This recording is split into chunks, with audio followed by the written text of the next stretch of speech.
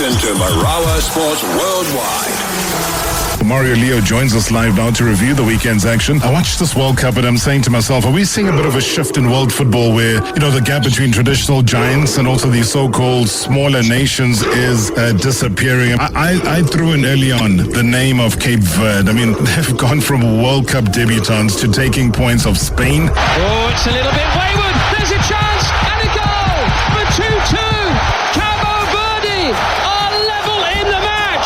Yeah, I mean, Cape Verde qualified for the AFCON, and you can see in every pass, in every tackle, in every role play, you can see the mentality, you can see the belief, you can see the pride. They represent the whole nation, that there is no big team and small team anymore. We see mountains moving, we see rocks shifting away or fading away fairly easily. Well, an underdog always rises to the challenge. So we're okay being underdogs. We'll stun the world. Champions of the world! Robert Marawa. This is the 2026 FIFA World Cup. What a player. Sami Kufo, oh gosh. Bayern Munchen, best defender ever. Aish Roberto. No. Sami Kufo played. Listen, no. What a defender. Yes. When you talk about Sami Kufo, you rate him with your Marcel Desailly, and this top defenders, your Virgil van Dijk, a good defender, my brother. We're wishing Ghana to win convincingly tonight. Yes. Yes. Oh, man, the magic of the World Cup. I can certainly tell you that in the wee hours of the morning, we were bright and awake listening to this. Which will affect their goal difference come the final totting up. And they are vulnerable now. Odegaard slipping it through for Haaland! The might, the muscle, the majesty of the main man! Pedersen across goal. Noosa going in there. Haaland couldn't take it either. Now Haaland! Simply no stopping him. Simply no stopping him. Simply no stopping him from joining us right here on hashtag MSW. Peter Drury, thank you so much for your time. Good evening. It's really good to be with you. Good evening to you. How is everything there? Peter, I'm trying to think of 2010 when you were here. I'm not too sure. How are you feeling that side? How am I feeling about tonight? You mean the England game tonight? No. I just want the World Cup itself. Let's just lay the foundation because, you laid the foundation beautifully for us back in 2010. And now it's in America. It started off, topsy-turvy. People were not too sure. Is it going to be this or that? And we've kind of seen it all. I mean, the stadium have been packed. The people have enjoyed the football. You can't take that away. Records have been tumbling this side. Then there was a downpour and lightning yesterday. Then that experience was the first time in World Cup football. So we've kind of had a whole mix of things. What has been your just personal experience? Yeah, my feeling is that, as tends to happen with World Cups, there was a degree of apprehension going into it. There always seem to be issues, don't there? And generally speaking, what happens is the football happens and people become wrapped up in that and the issues fall to the bottom of the agenda. And I think this has been, to this point, a very blessed World Cup in that its biggest stars have come out to play. So regardless of what your nationality is and what your hopes for the tournament are from a partisan perspective, you're being entertained by the big stars that you want to entertain you. So Messi is scoring his goals, and Mbappe is scoring his goals, and Haaland is scoring his goals, and Kane's got a couple for England. And, wherever you look, those poster boy players who were supposed to stand at the front of the stage and have us all wrapped up in it have stepped up. And so when that happens, it feels almost, and this is not to disregard, of course, all the other things that may or may not be happening, almost nothing else feels as though it matters because we're kind of getting what we wanted. And alongside, I mean, I joined the call here and just heard the back end of the conversation there about Cape Verde. And of course, you would bracket them with Curacao. And so we have a couple of lovely underdog stories as well. And, you know, these goalkeepers who've suddenly become massively popular all over the world for heroic performances. So I think, and I'd be interested to hear your perspective because you're in a different part of the world following it from a different viewpoint. I'd be interested to know what you think. But where I am, I think it's been a very enjoyable tournament so far. Yeah, Peter, I think a Robert perspective is one of many where I've had the privilege of having to go to Pachuca, where the Bafana base camp was, then headed off to Mexico City to then watch them play their match day 2, and then went to Atlanta.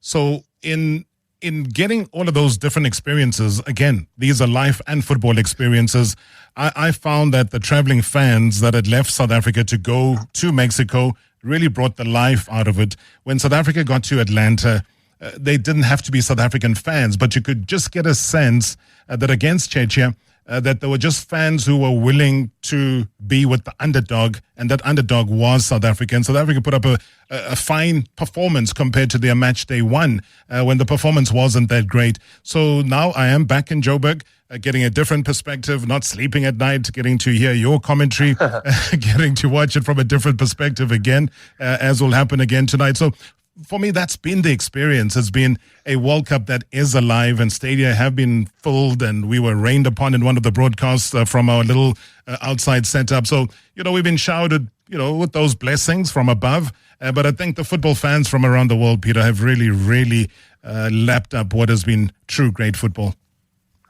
Yeah, and I think actually one of the lovely things, and it's really interesting to hear it from a South African perspective, because as you say, obviously there's no hiding from the fact that the tournament didn't begin well for you, and that your team represented you a whole lot better second time round, and now you're pinning your hopes on one massive game against South Korea. But whatever your country is, I think I've enjoyed the humanity of it actually. The way people are comporting themselves, whichever part of the world they're from, and that would certainly obviously embrace and include South Africans, and are being really proud of their colours in a manner which is not overbearing, which is respectful. You know, I've heard no reports of disruption or clashes or fights or nastiness. You know, I had the good fortune to be amongst Norwegians yesterday, who obviously are having the time of their lives. They've not had a tournament like this for many, many years. And the way they are swarming through the streets of New York is a beautiful thing, you know, and they're not causing anyone any discomfort. They're just doing their thing and singing their songs and being respectful. And I loved the way I saw them mixing with the sadly very few Senegalese supporters who were here last night, and that was a lovely sort of juxtaposition of two massively different sort of football cultures, and I love the way that works. And I don't know whether you saw I appreciate that, you know, time differences mean it's not always easy for people to linger and see all the pictures at the same time, but the picture of the Norwegian coach after they had just hung on to beat Senegal, going up and, you know, being aware where his wife and family were and going and having a huge hug. And you sort of see that these superstars and their coaches and all these people under scrutiny and under pressure and demanded by their nations to win the game, they're all actually just human beings. And even the humanity of someone like Messi, you know, he's 30, what is he? It's birthday, isn't it? It's 39 or something. Yeah. Something silly. Yeah. And yet, you know, when he scores all those goals, he just becomes a wide-eyed kid again. You know, you just see the sheer joy, almost innocent joy of the greatest player who plays the game at scoring a goal as if he was an 8-year-old in the backyard. You know, and I think that is how the World Cup delivers. And yes, you're right. You know, there are always imperfections. Of course, there are imperfections. And I suppose yesterday, and you've referred to it a bit yesterday, the weather was an imperfection. But there's not an awful lot we can do about that. We knew that there was the possibility of storms, and obviously the French game got held up for quite a long while. And I must say, I was commentating in New Jersey, and I was very wet, and my notes turned to mush, and it was not the easiest. It was not the easiest scenario in which to broadcast. But in a sense, you have to embrace that and say that's part of the adventure, and it was. So that's all good. As you rightly say, it's a massive privilege and a joy to be at these things, and an awful lot of people pay an awful lot of money to do it. And of course, sadly, an awful lot of people can't afford to pay an awful lot of money when they would love to be able to do it. So you won't get any complaints from me. I'm a very lucky boy to be here.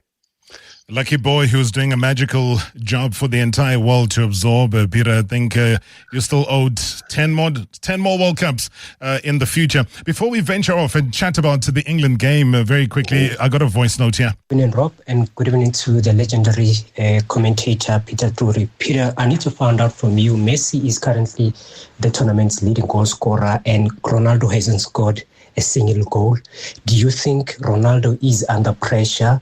And do you think he will be able to withstand that pressure and have that goal in the scoreboard in this tournament? Thank you so much, Teboho. Thank you so much indeed, Peter. Well, thank you for the question. In a sense, it's an unanswerable question because you don't know when and whether Cristiano Ronaldo is going to deliver.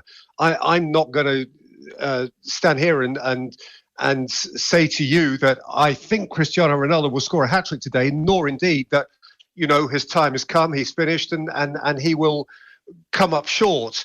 I would imagine, because he is such a competitive and driven individual, that watching his rivalrous superstars, watching Messi do his thing and Mbappe, whilst Cristiano Ronaldo, has yet to score a goal, probably does irk him a little and will no doubt motivate him quite a lot. So it's going to be very interesting to see how he does react today. And I believe I've just seen he has been picked again by the boss to start against Uzbekistan for Portugal.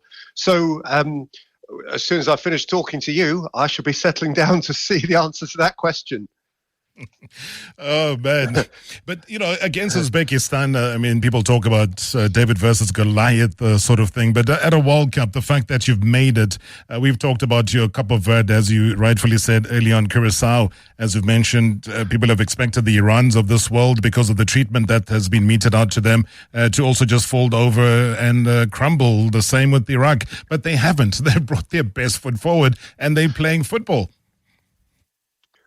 Yeah, absolutely so, and they are playing football. They're not just lining up 10 men across the penalty area and standing in the way, essentially, and they're doing it with a great sense of joy, and those who are perhaps disadvantaged, those who do face adversity, which others don't, maybe are triumphing in the face of adversity, and indeed, deriving some additional hunger out of adversity, and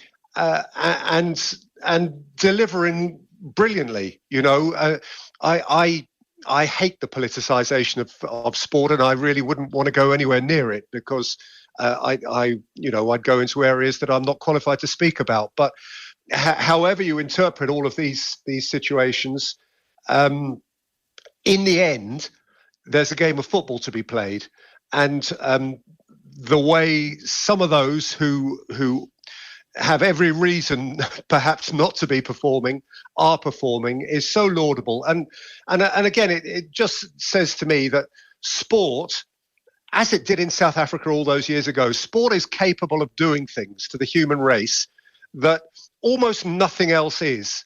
I say almost, I put it in brackets slightly because I think that, sometimes music and drama and arts, they're capable of uniting in the same way. But in a mass global situation, I can't think of anything that unites the human race in the way that sport does. And in this instance, of course, football does. And it overrides any political difference. People are people, and to see people from different lands who might have every reason in the outside world, as it were, to have arguments each with the other, find that actually they have much more in common where sport is concerned. And that's why these great global events are so important. An absolute unifier, Peter. Completely agree with you when it comes to that statement. Maybe before I let you go, England, their performances so far, I see the team lineup is out for their game against Ghana. I had a conversation early on before you joined us with Sami Kufuor, the great Ghanaian legend, who is going to be attending that game as well. I know I spoke to him about Thomas Partey. I see that he is included in the lineup that I do have. But just an overall opinion from where and what you've seen of England so far and now their game against Ghana. Yeah, funnily enough, I watched the game of England against Croatia with the great big production crew sitting around the big table at an outside screen, doing, I suppose, what most fans do, watching it communally and having fun and a nice glass of beer, and it was really good fun. But I can't pretend, that being the case, I'm being brutally honest with you, I can't pretend I watched it with the professional eye that I'm about to watch the next game with, because actually I'm commentating on England's game against Panama at the weekend, so I need to sit down and study England properly. All I would say as an English man is that I liked what I saw of England. I thought they played really well, particularly in the second half against Croatia, and I'm optimistic, guardedly optimistic. Because over history, England have never tended to make things easy, so I don't want to be lured into thinking that the job is done. B, because one has to be very respectful of Ghana, not least because of the boy Semenyo, who we see so often lighting up the Premier League.